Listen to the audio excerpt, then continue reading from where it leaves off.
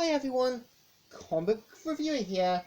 This time reviewing on the 1998 film Madeline. Now, as you know, Madeline is a 1998 family comedy film that was based on the popular book series by Lewis Berman Mins that is meant to feature 12 little girls in straight lines, as well as living in a boarding school, which mainly had the main character Madeline as the kind of main premise.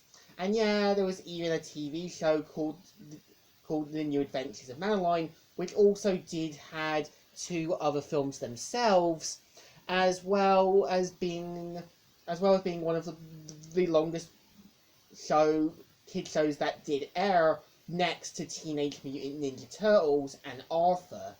So Madeline in this one, I would say, is meant to be a bit more spunkier, a bit more headstrong, and there are moments where her situations do cause her more problems.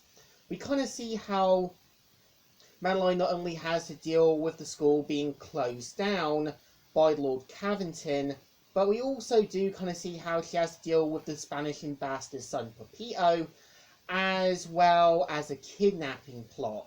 I think the film does know when to take itself seriously. Like, you can tell Miss Clavel is against what Lord Cavington's doing and does want what's best for Madeline, knowing that she'll be without a home or a family.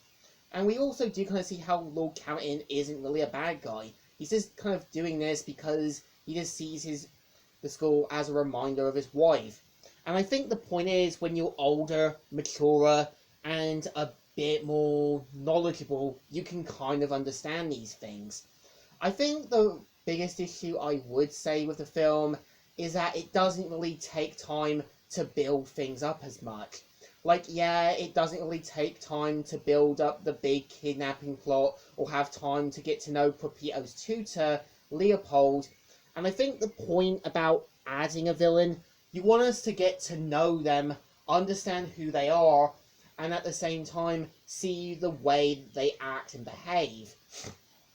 And I kind of feel, for the most part, I think the ending does come off as a bit of a heel-face turn, like Lord Cavington kind of realising his mistakes, even though they could have shown hints and clues to it. And I kind of think when you kind of got the school bully and the sort of popular girl Victoria, her sort of admitting about missing Madeline just comes out of nowhere. It just feels like the director just said, yeah, I think we can actually do this, but I think there's a way we can make it look like he did care. And I think the problem with the film is, it seems like it kind of rushes things a bit too quickly and doesn't take time with things. I think with the film being 88 minutes, I think could have been longer for 98 minutes to add a bit more. Because I think the thing about doing a family film and slice of life stories, you want us to get to know more of the element, more of the story, and at the same time seeing how this kind of story works. And I think as well, taking place in the 1950s does work, as I think the point of the 50s in France were meant to be more of a time when France was starting to kind of recover after World War II, and we kind of see how people nowadays, back in the 1950s in France, were just kind of going about their own way and just sort of doing what they're supposed to. And I know the director Daisy von Shemamia did say that some scenes were hard to shoot with modern technology. And I know Hattie Johns, who played Madeline, had to dye her blonde hair to match what Madeline's hair colour was. I think, overview thought, I think the 1998 film of Madeline is a bit of a lackluster. Again, it's kind of compromising plots of 4 books, but at the same time, it knew what it wanted to be, but tried to juggle too much. So I think it deserves a thumbs down.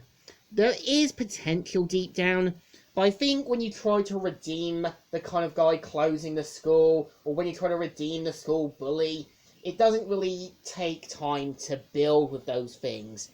So, comic reviewer here, signing out.